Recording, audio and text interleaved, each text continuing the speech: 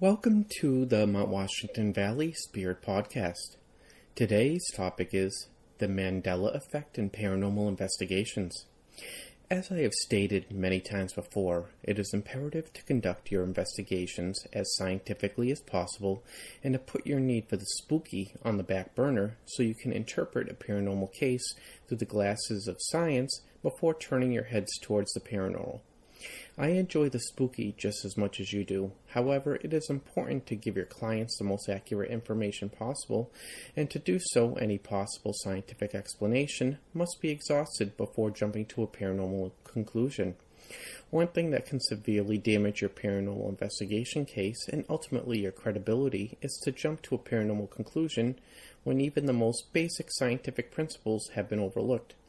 I have been able to explain perceived paranormal activity with scientific principles such as infrasound, Schumann resonances, ionospheric radio wave propagation, depersonalization and derealization, epiphania, availability cascade, Barnum Effect, Bader-Meinhof phenomenon, and cryptomancia, just to name a few of the dozens of possibilities that typically don't get considered in the paranormal investigation cases.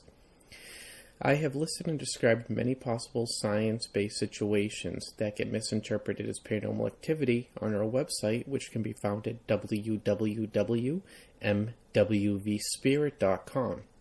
It is extremely important to look beyond what you see on television and broaden your knowledge of dozens of scientific principles, such as the ones that I have listed on our website, to ensure that your case interpretation is accurate and that you don't tell the client they have paranormal activity when it is truly absent. You want to be able to explain to your clients what exactly is going on and be confident in your findings. You can't learn these skills by watching paranormal television shows, as they focus on what will increase ratings, and the science that the most dedicated paranormal investigators use will never be seen on these television shows. Don't fret, as there are groups out there such as mine that are highly experienced whom you can learn from through their blogs, podcasts, and videos. Today I will discuss something that can have a very strong influence in almost any paranormal investigation case. We will explore the Mandela Effect, focusing on what it is and how best to avoid it so it doesn't have a detrimental effect on your paranormal investigation. Most people are familiar with the term "beam me up, Scotty," that is associated with Star Trek. You may be interested to learn that those exact words weren't ever spoken on the original Star Trek series. Many people refer to daylight saving time as daylight savings time.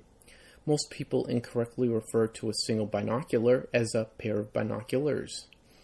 In the paranormal field, when someone hears a spirit speaking with their own ears, they will state, "I hear an EVP."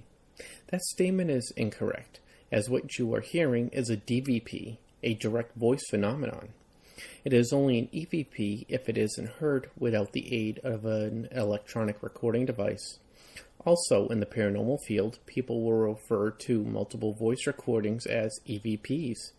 There is no such word in the English language as phenomenons or phenomenas. Therefore, EVP is both singular and plural, so you can hear one EVP or 5 EVP. Do you discuss your case experiences with other investigators before writing and turning in your investigator's report to the director after an investigation? Do you believe that a K2 meter, a novelist, or an SLS camera are actually capable of doing what is claimed of them? Everything that I have mentioned here is an example of the Mandela Effect. So what is the Mandela Effect? The Mandela Effect is a name used to describe a false memory, also referred to as illusory memory, paramnesia, and pseudomemory. The American Psychological Association defines a false memory as a distorted recollection of an event, or, most severely, recollection of an event that never actually happened. False memories are errors of commission because details, facts, or events come to mind, often vividly, but the remembrances fail to correspond to prior events. Even when people are highly confident that they are remembering the truth or the original situation, experimental evidence shows that they can be wrong. The name Mandela Effect refers to when a false memory is learned and adopted by a group of people. This false memory phenomenon was dubbed the Mandela Effect by paranormal consultant Fiona Broome when she shared in the false information that was generally believed by many people that Nelson Mandela had died in prison in the 1980s when in fact he served his sentence, became president of South Africa, and eventually passed away in 2013.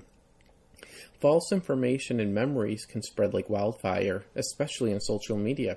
Such examples would be the incorrect belief that the COVID vaccine is dangerous or has tracking devices in it, that there are endless government conspiracies going on, and that Facebook is going to begin charging you a fee or release your information to the world if you don't copy and paste a paragraph forbidding them to do so.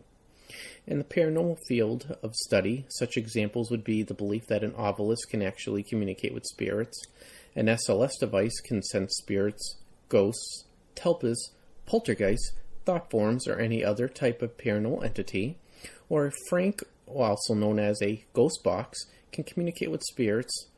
They were all examples of false memories of the devices actually doing what they are claimed to be able to do through seeing others use it when those users of the devices are experiencing the expectancy effect, meaning they expect that the devices are able to do what they are claimed to be able to do. The expectancy effect leads people to believe that the device is working as it is described to do, when in reality it isn't. They expect it to do so and therefore interpret any and all results as that being of paranormal origin. The thought that the obelisk, Frank's or ghost box, and SLS camera can do what they are marketed to do has been adopted by so many people, leading to one big example of how the Mandela Effect is present in the paranormal investigation field. I will now give you 3 more examples of how the Mandela Effect can arise during a paranormal investigation. 1. Joe is the director of his new paranormal investigation team. Joe has a few years of experience under his belt, but hasn't broadened his knowledge of scientific principles that are present in the paranormal investigation field. Joe loves the spooky, but not so much the science. Joe's responsibility is to train his team. However, Joe has decided to limit his own knowledge to the cool stuff that he has seen on paranormal television shows and on YouTube videos. Joe's team is requested by a client to take on a case of someone seeing shadow figures in their house. Joe runs in there with his team, including his voice recorder, an obelisk, and an SLS camera, and believes that he is communicating with spirits when he hears voices on the obelisk and witnesses motion by a stick figure on the SLS camera. Being a new team, the members look to Joe for knowledge, as he has claimed that he is a seasoned paranormal investigator, and the members only have television shows to compare him to. Since they recognize what Joe is doing from what they have seen on the more animated paranormal television shows, the team members believe that Joe knows what he is doing. Joe comes to the conclusion that the place is haunted and thinks that the simple act of burning sage will clear the house of these paranormal entities that he believes are there. He does so and claims the house is clear of activity. The next day, the client is furious as the activity has continued. Joe has damaged his reputation as a knowledgeable investigator and has damaged the reputation of the paranormal investigation field as a whole. Joe's team members, due to the Mandela Effect, believe that he knows his stuff and start sharing their knowledge that they have gained through his investigations with others, further spreading false information. The client calls in a more reputable paranormal investigation team, which finds that the client is suffering from the effects of infrasound exposure with spikes in activity where there are Schumann resonances present. Due to the Earth's shape having limited dimension, there is a resulting action where during electrical storms, the Earth ionospheric waveguide acts as a resonant cavity. A resonant cavity is a location where electromagnetic or mechanical energy oscillates at a higher amplitude than the surrounding area, meaning that electromagnetic radiation flowing through a resonant cavity is stronger for certain frequencies than it is for others. Hence the term, those frequencies are their Schumann frequencies. This effect amplifies infrasound, which is notorious for causing hallucinations and pareidolia. The more reputable team found that there was a large amount of infrasound emanating from the client's air conditioning system due to a misaligned fan. and having already long-term exposure to infrasound, the client was more strongly affected during meteorological events where the level of infrasound was amplified. And after being made aware of the second team's findings, the client had the fan on the air conditioning system fixed, and they stopped experiencing the shadow figures soon thereafter. Due to no longer having substantial prolonged exposure to infrasound, the client no longer had increased perceived paranormal experiences when there was a strong storm outside. The client calls back Joe to let him know what the other paranormal investigation team has found, and Joe rejects their findings because he doesn't understand the science, as he isn't interested in the science, and continues to perpetuate the Mandela Effect by continuing in his ways of spreading false information about the capabilities of certain technology, and by rejecting science because it isn't what he finds entertaining and enjoyable. 2. Brian is a new investigator on a team and is at his first on-site investigation. Brian is eager to learn, but isn't well educated on the sciences that come into play during paranormal investigations.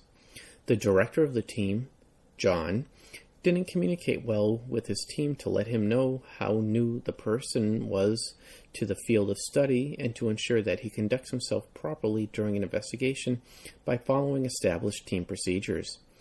Brian is extremely quick to jump to paranormal conclusions, as he isn't well versed in the science and mimics what he saw on paranormal television shows as it relates to paranormal investigation standard investigating procedures. Brian is paired up with Tony, who has a few years of experience under his belt. Tony doesn't want to deter Brian from his interests, as they could really use another helping hand, so he keeps a low profile and lets Brian do his own thing without giving him any feedback. It is standard operating procedure on that team to not discuss what is experienced during the investigation with other team members until after the investigators have all turned in their case experience reports to the director. Brian believes that he has experienced what is known scientifically as scopesthesia, which is the feeling of being watched. Brian plants that nugget of information, hence feeling watched, into Tony and others in the group, and due to what is known as availability cascade, others begin to believe what they are feeling is being synonymous to what Brian had felt, the feeling of being watched. Availability cascade is a self-reinforcing cycle that explains the development of certain kinds of collective beliefs. A novel idea or insight, usually one that seems to explain a complex process in a simple or straightforward manner. It gains rapid currency in the popular discourse by its very simplicity and by its apparent insightfulness. Its rising popularity triggers a chain reaction within the social network. Individuals adopt a new insight because other people within the network have adopted it, and on its face value seems plausible. This behavior of Brian influencing the investigation continues throughout the night with various activities, and in the end, the director, who wasn't there that night, finds that the reports turned in by the investigators have too many similarities and didn't follow standard investigative procedure due to the Mandela Effect brought on by the availability cascade that occurred due to the lack of direction of the team that night, allowing Brian's influence to taint the investigation. The director has to throw out the investigation for them that night and conduct another one, as he can't rely on any of the data that was gathered. 3. Many people believe in the paranormal investigation field that a paranormal investigation and a ghost hunt is the same thing. Many believe that a ghost hunter and a paranormal investigator are interchangeable terms. This misinformation has been spread all over the world, especially in the United States, in particular by certain paranormal investigation television shows over the past 15 years. The terms are two completely different scenarios. A ghost hunt is an event that is purely for the enjoyment of attempting to experience paranormal activity. Someone who regularly partakes in that activity is a ghost hunter. A paranormal investigation is a science-based, thorough investigation where an in-depth case discovery, research, investigation, evidence review, scientific follow-up with specialists if pertinent, and results interpretation is conducted.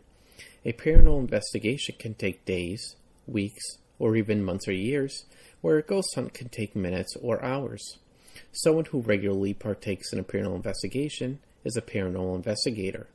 Calling a paranormal investigator a ghost hunter is like calling a meteorologist a storm chaser. Calling a paranormal investigation a ghost hunt is like calling a police investigation a game of hide-and-go-seek. The point of the terms is to differentiate between a thrill seeker and someone with a much deeper level of dedication and education in the paranormal field.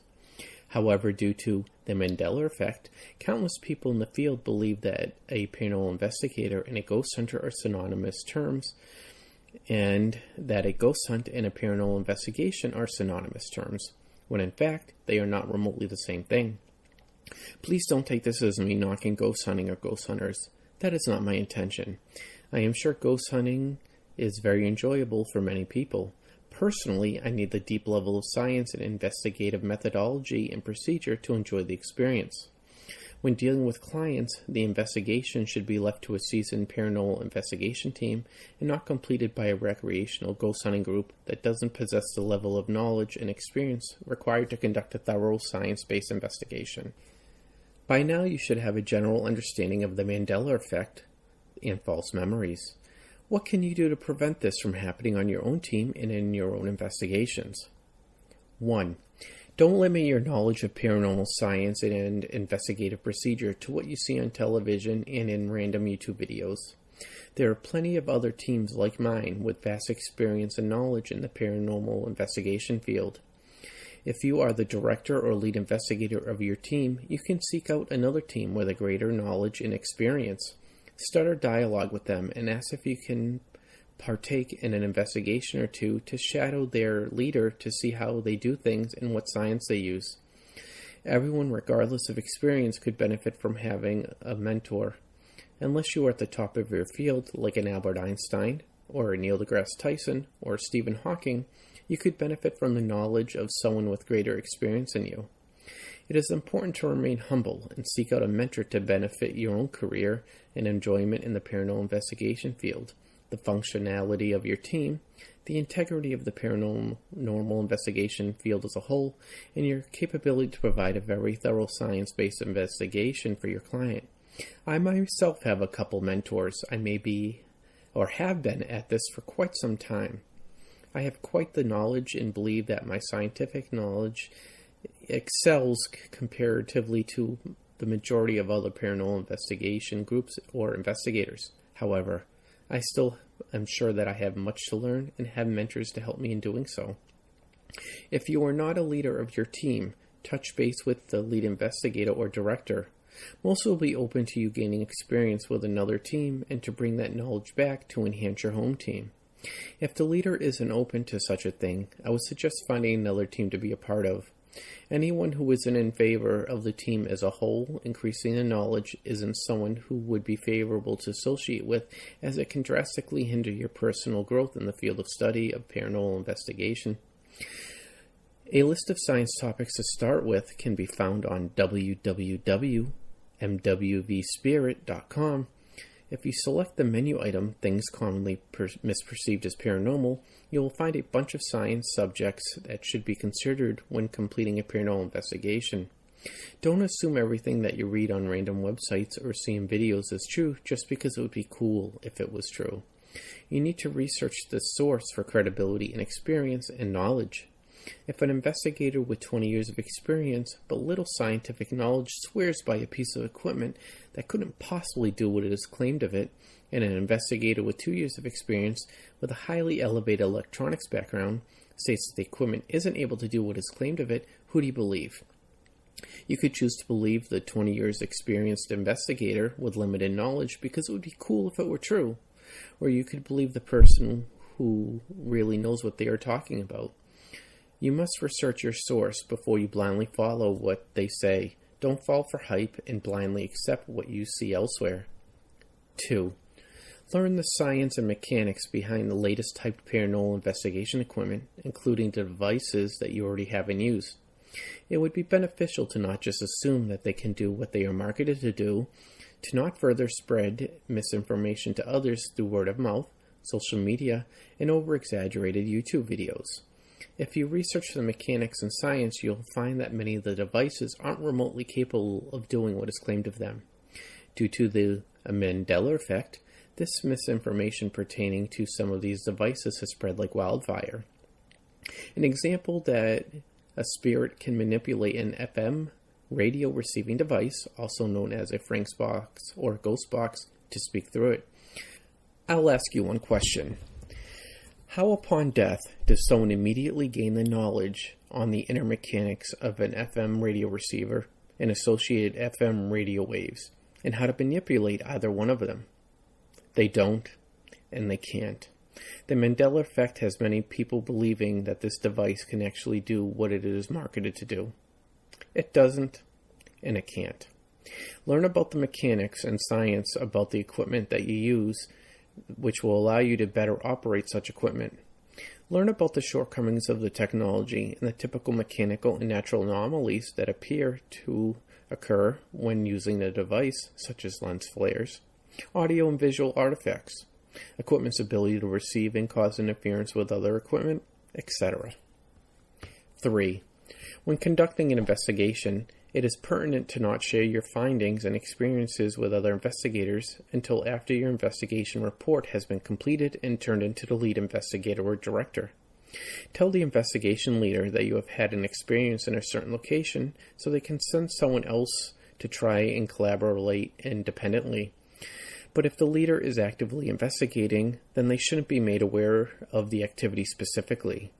If they can keep themselves away from that particular situation, then they can be informed of the potential scenario, but shouldn't try to investigate it themselves, as they have already been influenced just by being told of the scenario. If you are the director or investigation leader, ensure that this procedure is held to. I have seen so many cases that were tainted by the investigator sharing experiences during the investigation, which then causes the availability cascade and observer expectancy effect with their colleagues, influencing the investigation and often having an adverse effect on valid results. If you experience something, send someone else into the room, but don't tell them what you experienced specifically. You may tell them what activity that you were doing, such as a DVP, EVP session, an EMF sweep, or a meteorological scan, etc. Beyond that, let them investigate and possibly experience what you witnessed for themselves. If you have multiple investigators that independently experience something without any type of influence by their colleagues, then you have a greatly improved quality of evidence. Sharing specifics in an active on-site investigation can be very problematic. Yes, there needs to be general communication and direction, but sharing specifics can throw off an investigation. 4. During evidence review, if you find something, note the time, but don't tell someone else reviewing the evidence what you found. Let them experience it for themselves. If you tell them what you experienced before they review the evidence, you have already tainted their judgment, as you have already placed a nugget of expectancy into their mind. In evidence presentation to the client, don't tell them what you think that they are about to see or hear. Let them experience it as many times as they request to, and let them tell you what they believe is being heard or seen, so you don't create an observer expectancy effect and seed them with expectations on what they are about to see or hear. This leads to the Mandela Effect. In closing, I will say that it can be difficult for some people to control the desire to share their experiences during a paranormal investigation with their colleagues just after the experience happened, and to not jump on the new equipment bandwagon. Once you dedicate yourself to following standard procedures such as those as I outlined above, you may find that your amount of scenarios that ultimately be found to be paranormal will decrease, but you will be much more confident in yourself and the results of your investigation, as you will be more comfortable that you have completed the most scientific investigation possible and won't have much, if any, room for doubt in your findings. It is easy to ignore the vast science that is relevant to a paranormal investigation and to just assume almost everything is paranormal, like you see on most of the paranormal television shows. For some people, it may be more fun at the time to do so, but our goal is to become as well versed in the science as we can and to conduct our investigations with the utmost scientific procedure that we can feasibly use, so we can provide ourselves, our colleagues, and the client the most accurate information and not falsely interpret something as paranormal when it isn't. Something can only be considered paranormal if all of the science has been considered and proven to not be involved. If you find the science isn't for you, perhaps becoming a ghost hunter would be better suited for your taste, where you can experience paranormal or perceive paranormal activity to your heart's content without influencing a science-based paranormal investigation. However, my experience has taught me that everyone I have worked with over the years found that increasing their science-based knowledge of possible scenarios that they may come across during a science-based paranormal investigation and following said scientific procedures increase their enjoyment of conducting paranormal investigations. Our goal is to find the truth and not to influence an investigation or its results to be as spooky as possible so you can perceivably enjoy the experience more. I know of a few paranormal investigation teams, and I use those 3 words in quotes because they are recreational ghost hunters who liken themselves to be a serious paranormal investigation team. They come out of every case interpreting almost everything as paranormal, typically using very questionable equipment or procedures. When using their questionable devices that I wouldn't ever consider using, such as an ovilus, every noise is an entity. And every stick figure on their SLS is an entity, and every noise on their ghost box is an entity. When it comes to actual useful equipment that I own myself, they think that every EMF reading is typically an entity, or every temperature change is an entity. They want everything to be paranormal, so they perceive everything to be paranormal. Please don't be that person. You aren't doing yourself or the paranormal investigation field any favors. I have been doing this for a very long time, and in most cases what I find isn't paranormal. Don't get me wrong, I have seen my fair share of paranormal, but I consider it being paranormal as a last resort after I have exhausted the science. You won't find any Mandela Effect being experienced on my team or causing it to grow elsewhere. It would be beneficial if you did the same. Follow the science and not the spooky. The science may lead you to the spooky, but don't ignore the science to convince yourself that something is paranormal when it really isn't. Follow the science. Please visit us online at www.mwvspirit.com, where you can find our social media sites and blog. Thank you for listening to the Mount Washington Valley Spirit Podcast, where we don't like to be normal, we like to be paranormal.